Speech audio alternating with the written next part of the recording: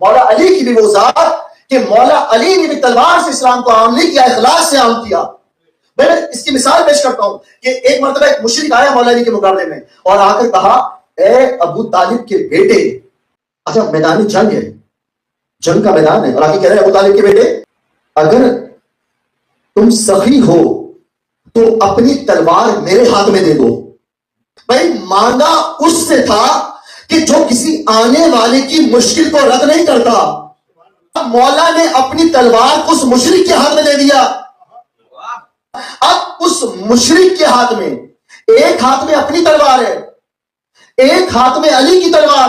اب وہ مشرک یہ سمجھا کہ ہاتھ میں دونوں تلواریں آ گئیں، اب علی مشکل میں ہے، لیکن یہ نہیں جانتا کہ وہ مشکل ہی کیا کہ جو علی کے سامنے ٹک جائے۔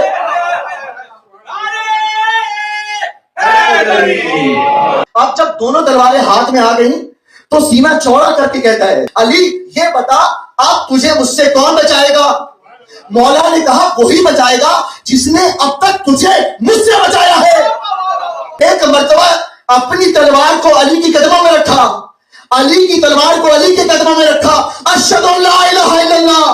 اب دنیا سمجھ لے کہ اسلام تلوار سے نہیں پھیلا، علی کے اخلاص سے پھیلا ہے۔